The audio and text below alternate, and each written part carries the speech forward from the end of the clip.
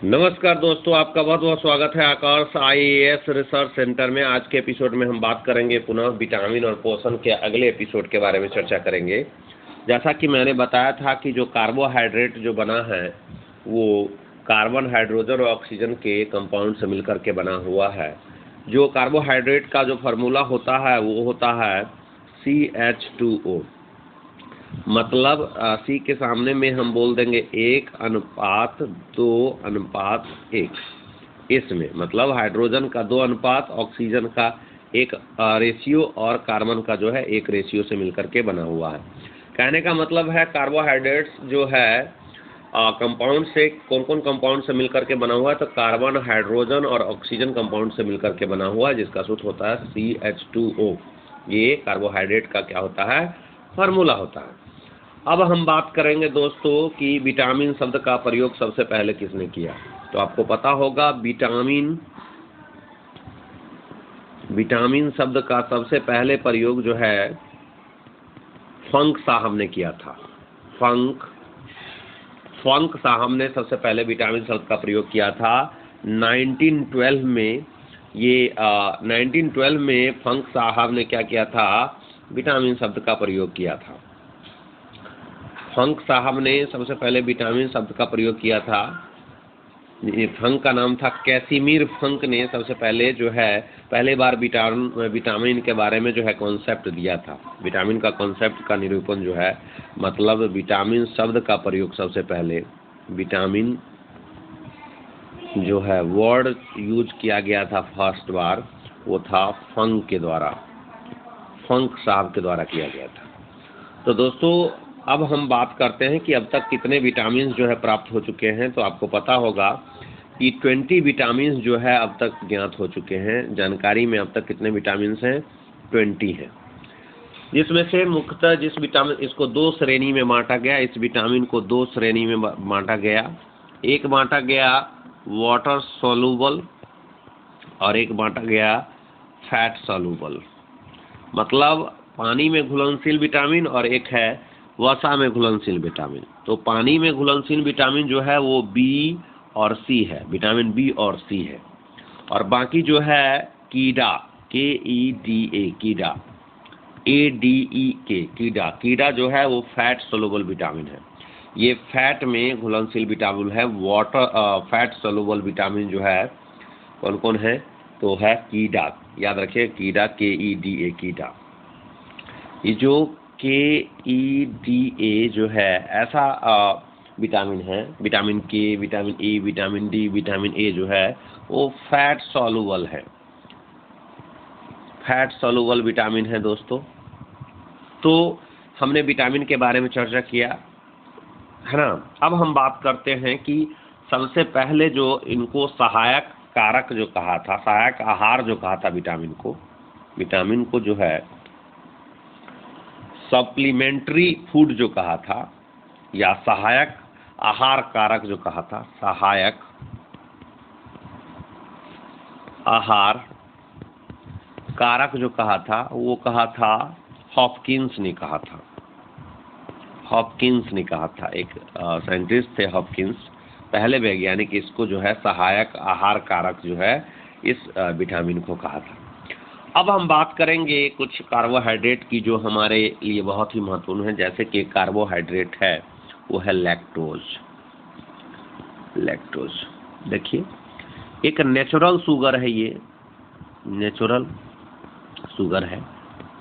अगर आपसे पूछा जाए कि लैक्टोज है क्या, ये तो कार्बोहाइड्रेट है। और कार्बोहाइड्रेट में ये नेचुरल है या आर्टिफिशियल है, तो नेचुरल है ये दोस्तों। और ये एक शुगर है, अर्थात कार्बोहाइड्रेट का ही पार्ट है लैक्टोज। ये लैक्टोज का काम क्या होता है दोस्तों, ये पाया कहाँ जाता है लैक्टोज जो है, ये लैक्टोज जो है कार्बोहाइड्रेट कहाँ पाया जाता है, तो मैं बता दूं, जो ये मिल्क में पाया जाता है लैक्टोज, दूध में पाया जाता है लैक्टोज। और ये और दूध का हल्का स्लाइटली जो स्वीट होता है वो इसी जो है लैक्टोज के कारण ही होता है। लैक्टोज शुगर कार्बोहाइड्रेट के वजह से ही दूध जो है हल्का मीठा होता है। तो आपसे क्वेश्चन पूछा जा सकता है दूध जो है, दूध का हल्का मीठा होना किस कार्बोहाइड्रेट की वजह से होता है? तो लैक्टोज की वजह से होता है। और एक प्रोटीन है जिसकी चर्चा हम कर रहे हैं, केसिन। केसिन प्रोटीन है, केसिन प्रोटीन है, उसका बात मैं कर रहा हूं। और ये जो प्रोटीन है वो आपको फॉस्फोप्रोटीन है। ये है आपका फॉस्फोप्रोटीन है। ये जो एग्जाम में कई बार पूछे जाते हैं कि केसिन है क्या, तो केसिन एक प्रोटीन है, लैक्टोज एक कार्बोहाइड्रेट है जिसका काम है दूध को हल्का मीठा करना। लैक्टोज का काम है दूध जो हल्का मीठा होता है लैक्टोज के कारण। लेकिन जो ये केसिन है, केसिन एक फॉस्फोप्रोटीन है और ये भी दूध में पाया जाता है। ये केसिन जो हम बात कर रहे हैं, केसिन जो है ये मिल्क में पाए जाने वाला प्रोटीन है। मिल्क में पाए जाने वाला प्रोटीन है। कौन सा प्रोटीन मिल्क में पाया जाता है? तो पाया जाता है केसिन पाया जाता है, याद रखिएगा। और इसका काम क्या है? ये क्या करता है? ये दूध के सफेद रंग को देता है। जो दूध जो होता है व्हाइट होता है, व्हाइट। मिल्क के व्हाइट होने का कारण क्या है? तो केसिन प्रोटीन की वजह से मिल्क जो है व्हाइट होता है, मिल्क के व्हाइट होने के कारण। और मिल्क जो है हल्का मीठा होता है, वो किसके वजह से? लैक्टोज की वजह से। और मिल्क जो है उजला होता है, वो केसिन प्रोटीन, फॉस्फोप्रोटीन की वजह से होता है। अब एक है कि दूध जो हल्का पीला होता है। ये जो मिल्क देखिएगा, गाय का दूध वगैरह जो होता है वो येलो होता है। ये स्लाइटली येलो होता है, स्लाइटली येलो होता है। मतलब गाय का दूध जो होता है हल्का पीला होता है और वो कैरोटीन, बीटा कैरोटीन की वजह से, बीटा कैरोटीन के वजह से जो गाय का दूध होता है वो हल्का पीला होता है। लेकिन केसिन प्रोटीन के वजह से जो है दूध जो होता है उजला होता है। तो कुछ गाय के दूध जो होते हैं वो क्या होते हैं? हल्का पीला होता है। और जो दूध होते हैं भैंस वगैरह के, तो वो क्या होता है? उजला होता है। तो केसिन प्रोटीन के वजह से वो उजला होता है और बीटा कैरोटीन की उपस्थिति के कारण जो है यह दूध हल्का पीला रंग होता है। देखिए, दूध को पचाने वाला एक एंजाइम होता है जो मिल्क जो हम लोग पीते हैं या बच्चे पीते हैं, तो उसको डाइजेशन करने के लिए एक प्रोटीन होता है जिसको बोलते हैं रेनिन। रेनिन प्रोटीन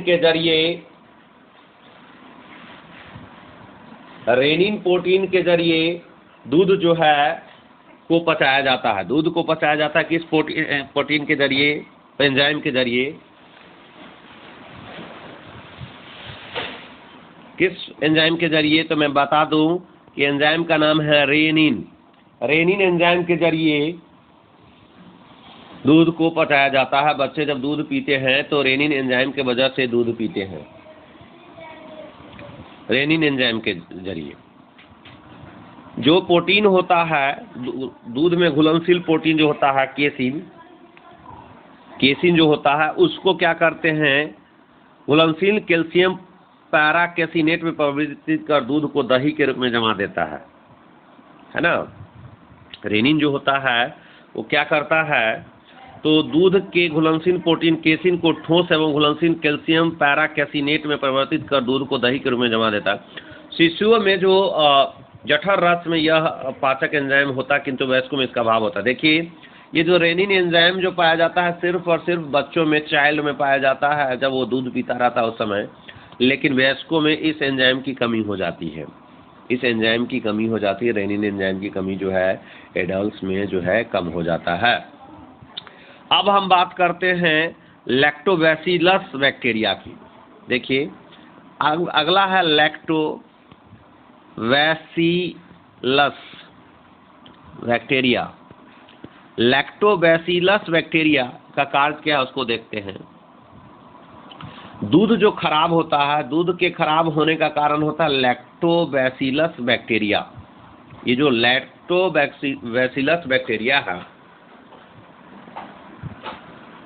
उसी की वजह से दूध जो है खराब होता है। और ये बहुत ही महत्वपूर्ण जो है बैक्टीरिया होता है। और देखिए, बैक्टीरिया ऐसा नहीं कि बैक्टीरिया सिर्फ बीमारी ही फैलाता है, सिर्फ और सिर्फ बैक्टीरिया की वजह से बीमारी ही होता है, क्योंकि बैक्टीरिया से बहुत सारे एंटीबायोटिक भी बनाए जाते हैं। एंटीबायोटिक भी बनाए जाते हैं, बैक्टीरिया से बहुत सारे एंटीबायोटिक भी बनाए जाते हैं। इसलिए बैक्टीरिया को कहा जाता है तुम ही ने मुझे दर्द दिया है, तू ही दर्द और तू ही दवा है। बैक्टीरिया को कहा गया है कि तू ही दर्द है और तू ही दवा है। तो ये जो लैक्टोबैसिलस बैक्टीरिया है, इसके बहुत सारे फायदे हैं। यह जो है लैक्टोबैसिलस बैक्टीरिया जो है हमारे जो पाचक नाल है, जिसमें पाचन होता है, उसमें पाया जाता है। ये मिल्क शुगर को लैक्टिक अम्ल में बदल देता है। जो मिल्क में जो शुगर होता है उसको लैक्टिक अम्ल में बदल देता है, जिसके कारण दूध खट्टा हो जाता है। ये क्या करता है, मिल्क जो शुगर होता है उसको लैक्टिक अम्ल में बदल देता है, यही लैक्टोबैसिलस बैक्टीरिया, और जिसके कारण दूध जो है सावर हो जाता है, खट्टा हो जाता है। मैं आपको बता दूं, इसी बैक्टीरिया लैक्टोबैसिलस बैक्टीरिया के वजह से ही हम दूध से दही बना पाते हैं, छाछ बना पाते हैं, और पनीर का इस्तेमाल जो किया जाता है इसी लैक्टोबैसिलस बैक्टीरिया के इस्तेमाल करके दूध का निर्माण, छाछ का निर्माण जो किया जाता है इसी बैक्टीरिया के वजह से। तो इंडस्ट्री में भी इसका बहुत वैल्यू है बैक्टीरिया का। हम एंटीबायोटिक वगैरह का निर्माण करते हैं इसी बैक्टीरिया के वजह से। तो ये पनीर निर्माण का कार्य, पनीर जो तैयार किया जाता है इसी बैक्टीरिया के जरिए किया जाता है। अब हम बात करते हैं हम प्रोटीन की। प्रोटीन होता क्या है? तो मैं आपको बता दूं कि प्रोटीन जो होता है वो एक नाइट्रोजन युक्त कार्बनिक पदार्थ है। ये एक, इसको बोलते हैं, इसमें कार्बन पाया जाता है, इसलिए ऑर्गेनिक सब्सटेंस है ये, ऑर्गेनिक सब्सटेंस है ये, और इसमें नाइट्रोजन पाया जाता है। ये नाइट्रोजन युक्त जो है ऑर्गेनिक सब्सटेंस है आपका प्रोटीन है ना। और जिसका गठन जो है, देखिए प्रोटीन का निर्माण, जैसा कि मैंने बताया कि कार्बोहाइड्रेट का निर्माण कार्बन, हाइड्रोजन और ऑक्सीजन से हुआ है। ठीक है, ये तो कार्बोहाइड्रेट की बात हम कर रहे हैं,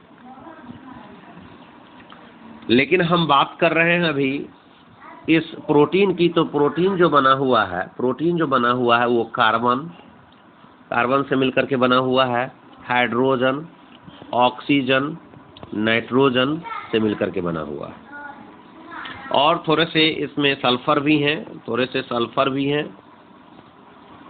और थोड़े से जो हैं फास्फोरस भी हैं इसमें। तो ज़्यादातर कार्बन, हाइड्रोजन, ऑक्सीजन, नाइट्रोजन से मिलकर के बना हो। जैसे कार्बोहाइड्रेट कार्बन, हाइड्रोजन और ऑक्सीजन से मिलकर के बना हुआ है, ठीक उसी तरीके से प्रोटीन जो है carbon, hydrogen, oxygen, nitrogen, sulphur और फास्फोरस थोड़े मात्रा में प्रोटीन में पाए जाते हैं। ये हम प्रोटीन के निर्माण की बात कर रहे हैं कि प्रोटीन जो बना होता है वो किन चीज़ों से मिलकर बना होता है। देखिए प्रोटीन के कार्य क्या हैं। तो प्रोटीन जो है टिश्यू के फॉर्मेशन में भाग लेते हैं। टिश्यू के फॉर्मेशन में जो है, टिश्यू के निर्माण में जो है ये भाग लेते हैं, और ये रिपेयर भी करते हैं। ये जो सेल टूटा फूटा टिश्यू का जो है रिपेयर करने का काम करते हैं। और जो बॉडी का जो ग्रोथ होता है वो प्रोटीन के वजह से ही होता है, याद रखिएगा। ये जो है बॉडी ग्रोथ के लिए प्रोटीन आवश्यक है, टिश्यू के ग्रोथ के लिए आवश्यक है, और टिश्यू के रिपेयर, सेल के रिपेयर के लिए भी प्रोटीन जो है आवश्यक है। दोस्तों ये वीडियो कैसा लग रहा है ज़रूर कमेंट करें, लाइक करें। हम बात कर रहे हैं प्रोटीन की। इससे पहले हमने बताया कि कैसीन का क्या काम है, बीटा कैरोटीन का क्या काम है, रेनिन क्या है, लैक्टोबैसिलस बैक्टीरिया क्या है, उसके बारे में हमने बात किया। ये विटामिन बी, सी क्या है, विटामिन के, ई, डी, ए क्या है, फंग के बारे में बताया हमने, प्रोटीन क्या है उसके बारे में बताया, विटामिन क्या है, जल क्या है, खनिज लवण क्या है, उसके बारे में हमने चर्चा किया। अब हम बात कर रहे हैं कि अमीनो अम्ल जो होते हैं वो मोनोमर्स होते हैं। अमीनो अम्ल प्रोटीन के संयोजक इकाई या एकलक मोनोमर्स होते हैं। प्रकृति में लगभग 300 प्रकार के अमीनो अम्ल पाए जाते हैं। देखिए तो कि अमीनो एसिड से ही मिलकर बना होता है प्रोटीन, और 300 टाइप के जो है अमीनो एसिड पाए जाते हैं हमारे नेचर में। अमीनो एसिड जो है 300 टाइप के जो है पाए जाते हैं। और जीव द्रव्य में उपस्थित विभिन्न प्रकार के अमीनो अम्ल केवल 20 प्रकार के अमीनो अम्ल ही प्रोटीन्स के एकलक हैं। देख लीजिए, तो हम बता दें प्रोटीन के जो है 20 अमीनो एसिड जो है वही पाए जाते हैं जीव द्रव्य में। जितने भी जीव के द्रव्य हैं, प्रोटोप्लाज्म है, उसमें 20 टाइप्स के अमीनो एसिड अर्थात 20 अमीनो एसिड से जो है बने होते हैं आपका प्रोटीन्स। ये जो 10 टाइप के जो अमीनो अम्ल हैं वो हमें फूड से गेन होते हैं, फूड से प्राप्त करते हैं और शरीर में बनते हैं। ये जो है 10 जो हैं ये फूड से और हमारे बॉडी में भी क्या होते हैं, इसका निर्माण हो जाता है। लेकिन ये जो है नॉन इसेंशियल अमीनो अम्ल कहलाते हैं। ये कहलाते हैं नॉन इसेंशियल कहलाते हैं। ये जो हमारे शरीर में जो पाए जाते हैं अमीनो अम्ल और भोजन से जो प्राप्त होते हैं उसे नॉन इसेंशियल कहते हैं। लेकिन शेष जो 10 हैं सिर्फ और सिर्फ भोजन से ही प्राप्त होते हैं। ये जो है फूड से ही प्राप्त होते हैं, इसलिए इसे बोलते हैं इसेंशियल अमीनो एसिड। ये जो 10 अमीनो एसिड हैं जो भोजन से प्राप्त होते हैं, है ना, वो 10 अमीनो एसिड जो हैं उसके नाम ऐसे हैं, मैं बताता हूँ। एक है हिस्टीडीन, पहला है हिस्टीडीन, ये अमीनो अम्ल है। उसके बाद आइसोल्यूसिन, लाइसिन जो हम लोग कहते हैं ये अमीनो एसिड है, ये भोजन से प्राप्त होते हैं। Methionine, phenylalanine, tryptophan, valine, ये जो है अमीनो अम्ल। Glycine, serine, tyrosine, alanine, glutamic अम्ल, पोलिन, ये जो है नॉन इसेंशियल अमीनो अम्ल है ना। तो ये सब जो है हमारे शरीर में ही बनते हैं। लेकिन जो 10 जो हैं histidine, isoleucine, leucine, lysine, methionine, phenylalanine, tryptophan, valine, ये जो है इसेंशियल अमीनो अम्ल है। लेकिन हम बात कर रहे हैं कि अल्फा क्रिएटिन का क्या काम है। ये एक प्रकार का प्रोटीन है अल्फा। जैसे हमने बीटा क्रिएटिन के बारे में बताया, तो बीटा क्रिएटिन का काम क्या था, तो बीटा क्रिएटिन के वजह से है दूध का, गाय का दूध जो है हल्का पीला होता है, वो भी बीटा क्रिएटिन प्रोटीन है। हम बात कर रहे हैं अल्फा क्रिएटिन का। यह एक प्रोटीन है, एक प्रकार का क्रिएटिन, एक क्रिएटिन का ही प्रकार है। और जो आप देखते हो, सींग देखते हो, गाय भैंस बैल के जो सींग देखते हो, जानवरों में जो सींग देखते हो, वो बना होता है इसी प्रोटीन का। बाल बने होते हैं इस प्रोटीन का। नाखून बने होते हैं, जो नेल्स होते हैं वो बने होते हैं अल्फा क्रिएटिन का। क्योंकि क्रिएटिन भी 2 तरह का होता है, अल्फा क्रिएटिन और बीटा क्रिएटिन। क्रिएटिन प्रोटीन जो होते हैं 2 तरह के होते हैं, अल्फा क्रिएटिन और बीटा क्रिएटिन। जो अल्फा क्रिएटिन प्रोटीन होते हैं उससे बनते हैं सींग, बाल, नाखून, खुर। और जो हमारे स्किन बने हुए हैं, स्किन जो बने हुए हैं वो अल्फा क्रिएटिन ही। और इसी अल्फा क्रिएटिन प्रोटीन के वजह से हमारा जो स्किन है वो वाटर प्रूफ है। उस हमारे बॉडी में जो है पानी, जब हम स्नान करते हैं तो पानी प्रवेश नहीं कर पा जाता, इसी अल्फा क्रिएटिन की वजह से। इसी अल्फा क्रिएटिन से बना हुआ है सींग, बाल, खुर, त्वचा जो है बना हुआ है। ये जो है क्रिएटिन का ही प्रकार है। टायरोसिन मस्तिष्क में एड्रीनेलिन, नॉट एड्रीनेलिन और डोपामाइन आदि न्यूरोट्रांसमीटर्स का निर्माण करते हैं। टायरोसिन जो है वो भी क्या करते हैं, हमारे शरीर में adrenaline, non adrenaline, not adrenaline या डोपामाइन का निर्माण करते हैं। देखिए, हम सभी जानते हैं कि मिल्क जो होता है उसमें 87% जो है वाटर ही पाए जाते हैं। इसके अतिरिक्त इसमें फैट पाया जाता है। इसके अतिरिक्त दूध में जो है प्रोटीन पाया जाता है, कार्बोहाइड्रेट पाए जाते हैं, कैल्शियम पाए जाते हैं, पोटेशियम पाए जाते हैं। इसलिए ये सब पाया जाने के कारण इसे कंप्लीट डाइट कहा गया है, क्योंकि जो सभी अवस्थाओं के लिए सर्वमान्य भोजन कहा जाता है, इसको कंप्लीट डाइट दूध को कहा जाता है, क्योंकि इसमें 87% जो है जल पाया जाता है। इसके अलावा फैट पाया जाता है, प्रोटीन पाया जाता है, कार्बोहाइड्रेट पाया जाता है, कैल्शियम पाया जाता है, पोटेशियम पाया जाता है। तो आगे भी जैसे हम बता दें कि जो महिलाएं कार्य करती है उसके लिए जो प्रोटीन की आवश्यकता होती है वो, चलिए दोस्तों यहीं पर रहने देते हैं, फिर अगले एपिसोड में हम चर्चा करेंगे आगे की चीज़ों के बारे में। तब तक के लिए जय हिंद।